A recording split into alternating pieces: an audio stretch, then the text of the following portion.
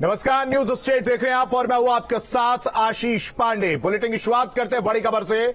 मुजफ्फरनगर से जहां ट्रक में आग लगी है, आग लगने के कारणों का पता नहीं चला है। भोपा के मजलसपुर तोफर गांव की घटना है, तो आग लगने के कारणों का पता नहीं चला। तस्वीर आपके सामने, ट्रक में यह भीषण आग लगी है। जिस तरह से तस्वीर आप देखकर अंदाजा लगाइए कि आग कितनी भयानक रूप लेती हुई नजर आई है। ट्रक में अचानक आग लग गई। आग किन कारणवश लगी, इस बारे में कोई जानकारी नहीं है। फिलहाल बड़ी खबर यह है कि मुजफ्फरनगर में ट्रक में ये आग लगी है, जिसकी वजह से जो ट्रक है वो पूरी तरह से जलकर खाक हो चुका है।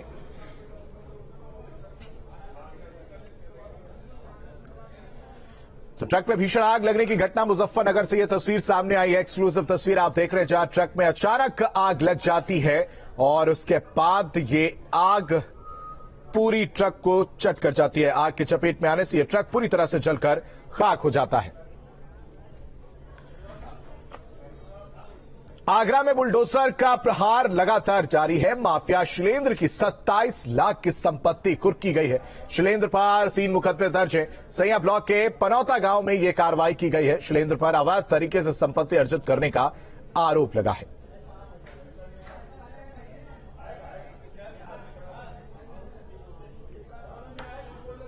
और वहीं बरेली में सनी हत्याकांड में बड़ी कार्रवाई करते हुए आरोपी नाजिम की दुकान को ध्वस्त कर दिया गया है। बरेली के कैंट थाना क्षेत्र के बीआई बाजार में बुलडोजर की कार्रवाई की गई है। बता दें कि सनी की हत्या नाजिम ने रोटी के विवाद को लेकर इस हत्या की वारदात को अंजाम दिया था, जिसके बाद यह कार्रवाई देखने को मिली है।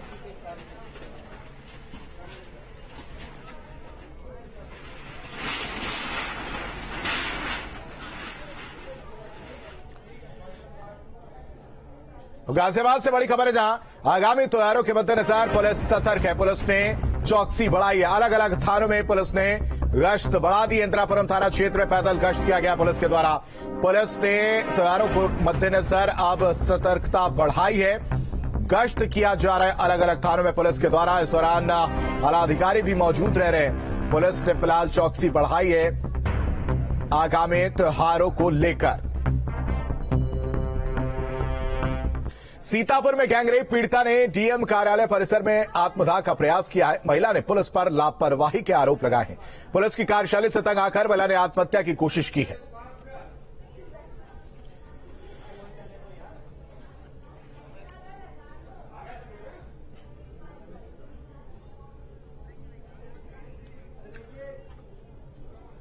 और उन्नाव से बड़ी खबर है, जहां अस्पताल में मरीज की मौत के बाद हंगामा देखने को मिला। मृतक के परिजनों पर हंगामा करने का आरोप लगा है।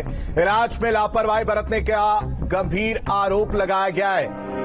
बांगरमऊ कोतवाली क्षेत्र के न्यू लाइफ हॉस्पिटल का मामला है। अस्पताल में मरीज की मौत के बाद यह हंगामा देखने को मिला है। मृतक के परिजनों पर हंगामा करने का आरोप लगा है। वहीं परिजन यह आरोप लगा रहे हैं कि इलाज में लापरवाही बरती गई, जिसके बाद जान चली जाती है और उसके बाद नाराज परिजन हंगामा करते हुए नजर आते हैं।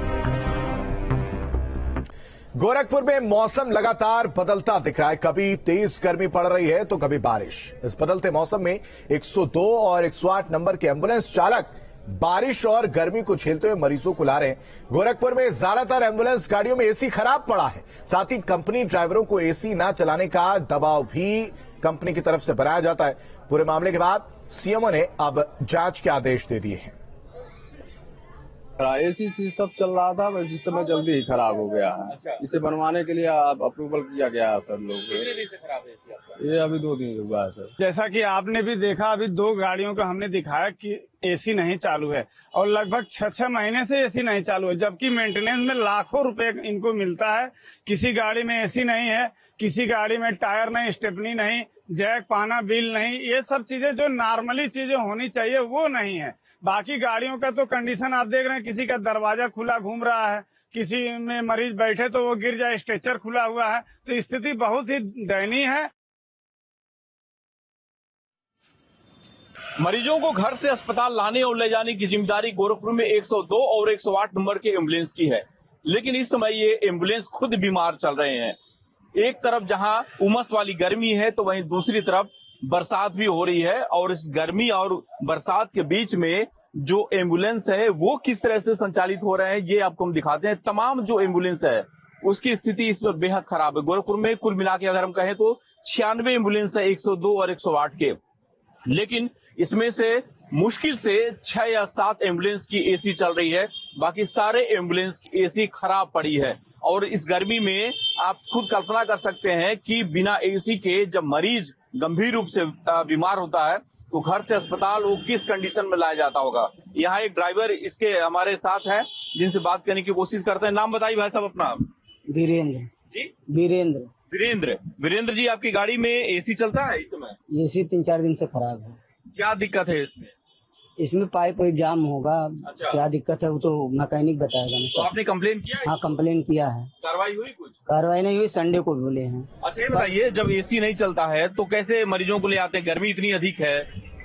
पीछे वाला शीशा सर खुला रहता है। और इस बीच उन्नाव से बड़ी खबर है, जहां जर्जर इमारत का लेंटर गिरा है, बच्ची की मौत की खबर है। हसनगंज कोतवाली क्षेत्र के शाहपुरा तोदा गांव की एक घटना है। जर्जर इमारत का जो लेंटर होता है वो गिर गया और लेंटर गिरने से बच्ची की दर्दनाक मौत हो जाती है। उन्नाव से बड़ी खबर, जर्जर इमारत का लेंटर गिरने से यह बड़ा हादसा हो जाता है, दुखद हादसा जिसमें बच्ची की मौत हो जाती है, दर्दनाक मौत होती है बच्ची की। कोतवाली क्षेत्र के शाहपुरा तोदा गांव की ये घटना है। और बुलंदशहर में गैंगस्टर के खिलाफ बड़ी कार्रवाई की गई है। 1 करोड़ की संपत्ति कुर्क की गई है। गैंगस्टर कासिम पर 2 दर्जन से ज्यादा मुकदमे दर्ज हैं। तो बुलंदशहर में गैंगस्टर के खिलाफ बड़ी कार्रवाई की गई है प्रशासन के द्वारा। आपको बताएं, 2 दर्जन से ज्यादा इस गैंगस्टर के खिलाफ मुकदमे दर्ज हैं और 1 करोड़ की संपत्ति अब कुर्क की गई है।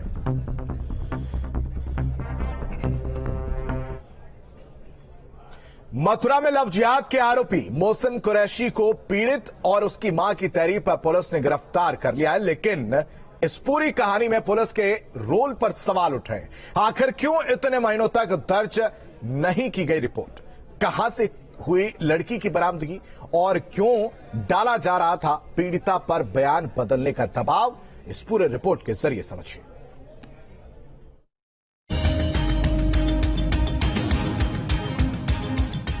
मथुरा पुलिस की गिरफ्त में आए मोहसिन कुरैशी पर आरोप है कि उसने पड़ोस में रहने वाली नाबालिग लड़की को बहला फुसलाकर पहले अपने जाल में फंसाया, 3 महीने तक कैद कर उसका शारीरिक शोषण किया और धर्म परिवर्तन का दबाव डाला।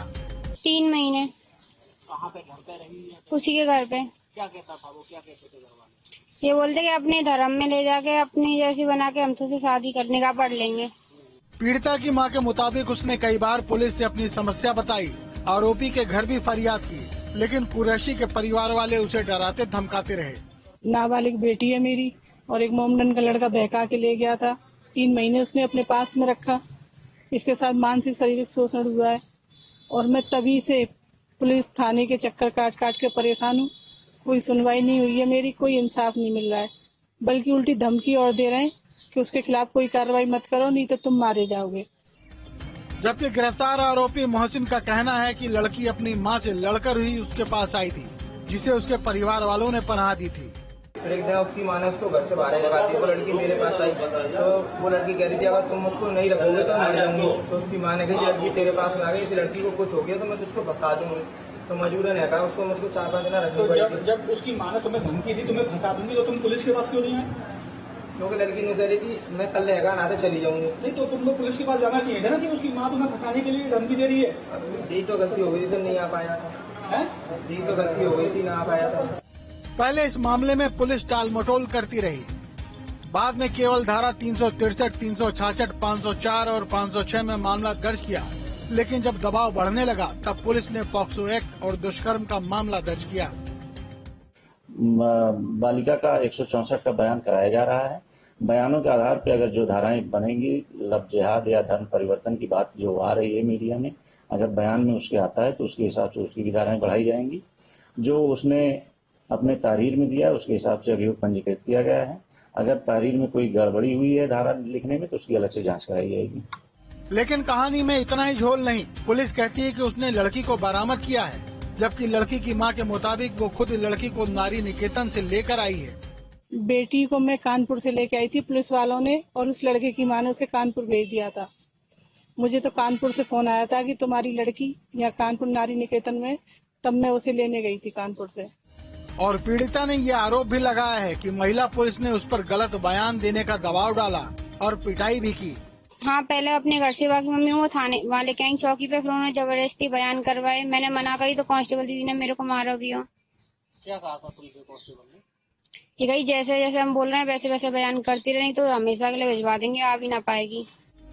फिलहाल आरोपी गिरफ्तार है और उसकी मां फरार है। पुलिस ने दबाव बनाकर बयान बदलवाने की बात से इनकार किया है, लेकिन ये बताने में असमर्थ रही है कि आखिर 4 महीने तक रिपोर्ट क्यों नहीं दर्ज की गई और पीड़िता को कानपुर नारी निकेतन भेजने के पीछे कौन कौन शामिल है। Team news state.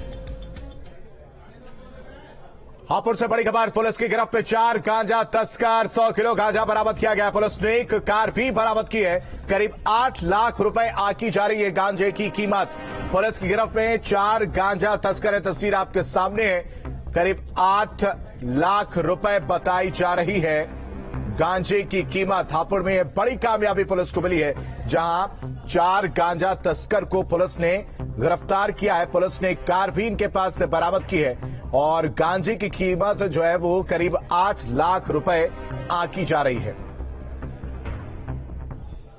बहराइच में आवारा गौवंश को बंधक बनाने के आरोप में 21 नामजद लोगों के खिलाफ मुकदमा दर्ज किया गया है। दरअसल इन लोगों पर आरोप है कि आवारा पशुओं को स्कूल में बंद कर देते थे, जिसके बाद पुलिस ने इन गौवंशों को आजाद कराया और लोगों का कहना है कि उन्होंने अपनी फसल को नुकसान से बचाने के लिए ये कदम उठाया था, जिसकी वजह से वो परेशान हो गए थे। फसल को नुकसान पहुंचा जा रहा था इन आवारा पशुओं के द्वारा, जिसके बाद इन ग्रामीणों ने इनको बंद किया था। उदयपुर कांड के बाद यूपी के कई शहरों में दावत इस्लामी का कनेक्शन सामने आया है। हम आपको 3 अलग अलग शहरों की तस्वीरें दिखाते हैं और इन तस्वीरों को देखिए आप, जहां पर दावत इस्लामी का जो डोनेशन बॉक्स है वो लगाया गया है। चाहे वो कानपुर हो, पीलीभीत हो या बरेली, 3 जगह डोनेशन बॉक्स, ये उत्तर प्रदेश के जिले में अलग अलग जिलों में ये डोनेशन बॉक्स लगाए गए हैं। दावत इस्लामी कनेक्शन उदयपुर का, जिस तरह से हत्या उदयपुर में दी गए थी, अंजाम दिया गया था हत्या की वारदात को, उसके बाद दावत इस्लामी का कनेक्शन निकलकर सामने आता है।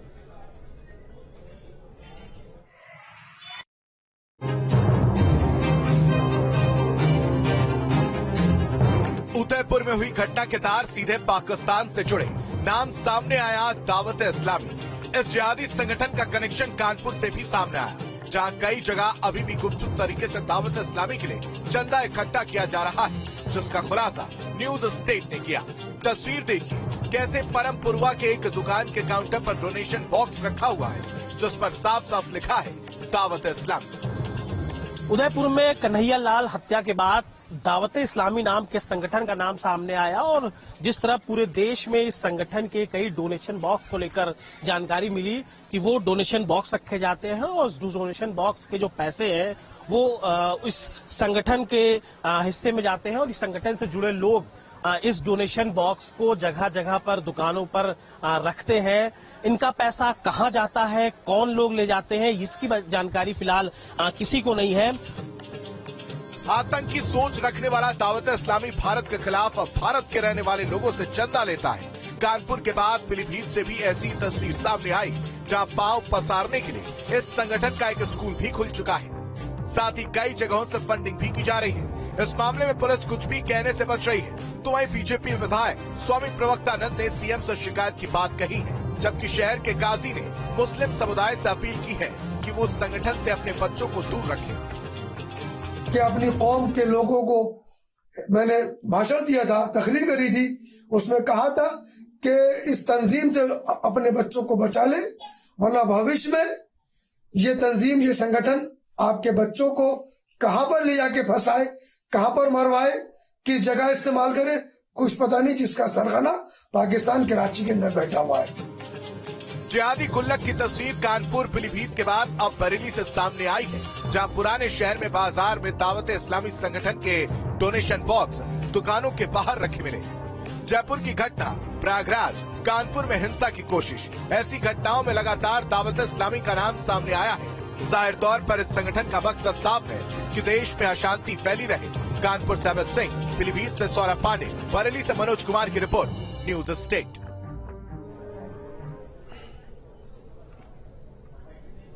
चलिए अब बात करेंगे योगी 2.0 के शतक की।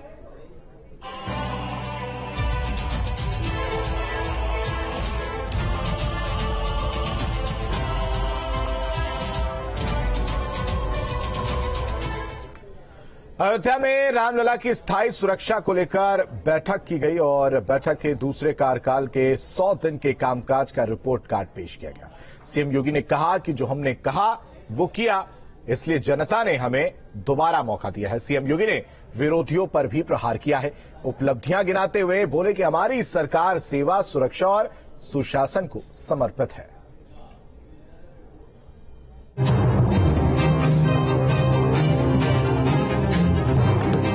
योगी सरकार के दूसरे कार्यकाल के 100 दिन पूरे हो गए हैं। इस मौके पर सीएम योगी ने सरकार की उपलब्धियों पर बुकलेट जारी की।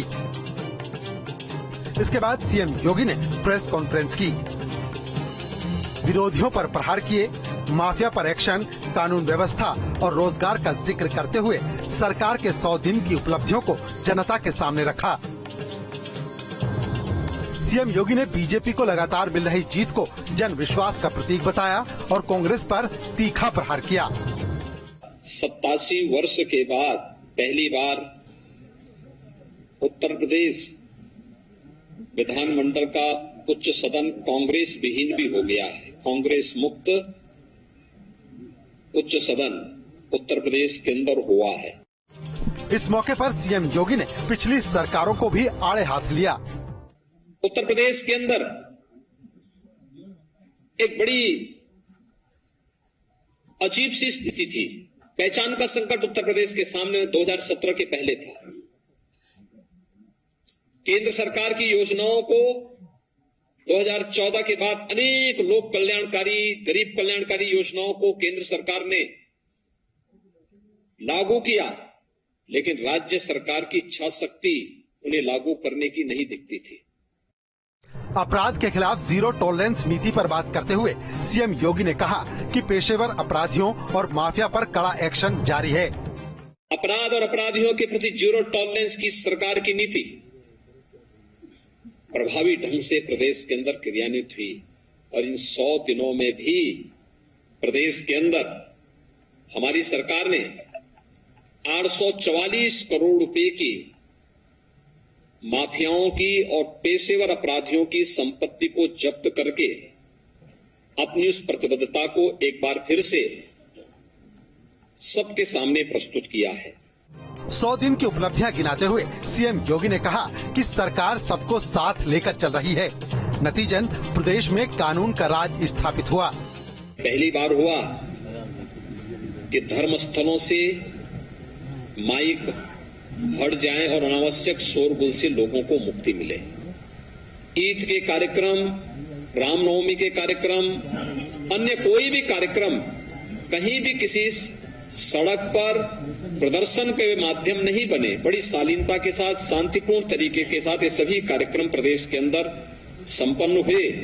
योगी सरकार ने दूसरे कार्यकाल के 100 दिन में जिस तरह से काम किया है, उसने विरोधियों को चुप करा दिया है।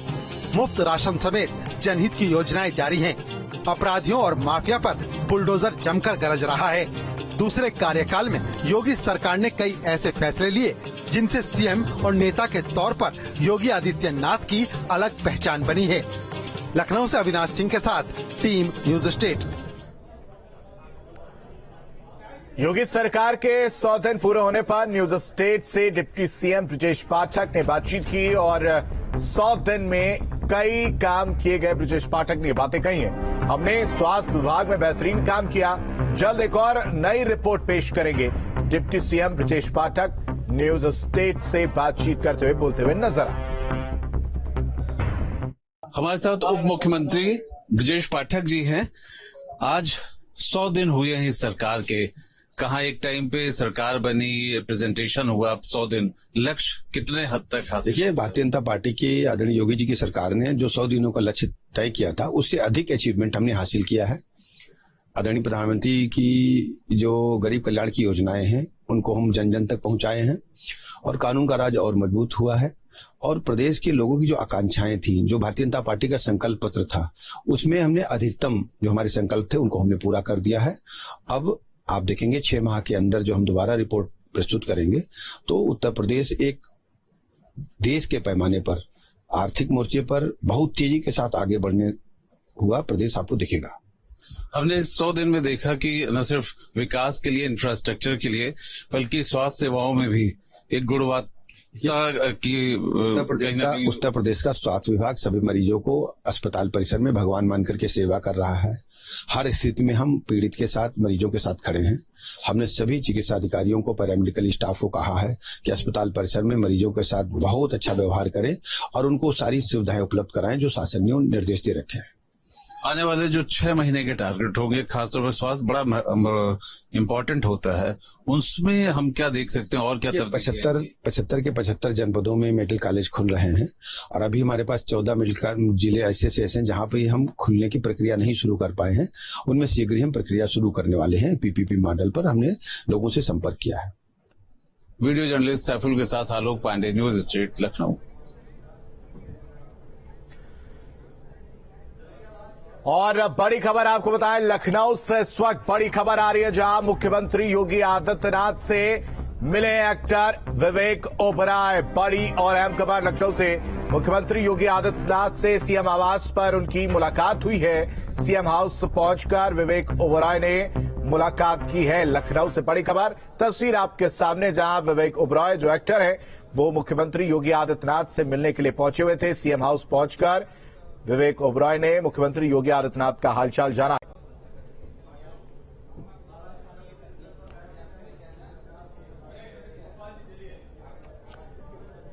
तो मुख्यमंत्री योगी आदित्यनाथ से मिलने के लिए विवेक ओबराय पहुंचे हुए थे।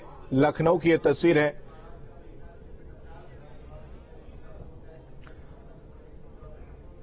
और लखनऊ से एक और बड़ी खबर, जहां बीएसपी की मंडल स्तरीय बैठक कल दोपहर 2 बजे से ये समीक्षा बैठक होगी। तो बड़ी और अहम खबर आपको बता रहे, लखनऊ से जहां बीएसपी की मंडल स्तरीय बैठक होने वाली है, कल ये बैठक होगी। दोपहर 2 बजे से ये बैठक होगी जिसमें समीक्षा की जाएगी। समीक्षा बैठक है, बीएसपी की मंडल स्तरीय बैठक कल होगी। गाजियाबाद से बड़ी खबर, जहां पुलिस की बदमाशों के साथ मुठभेड़ देखने को मिली है। एक बदमाश को गोली लगी है जबकि एक फरार हुआ है। पुलिस ने इनके पास से एक मोटरसाइकिल, एक तमंचा और 315 बोर 3 कारतूस भी बरामद किए हैं। पुलिस और बदमाशों के बीच मुठभेड़ गाजियाबाद में देखने को मिली है।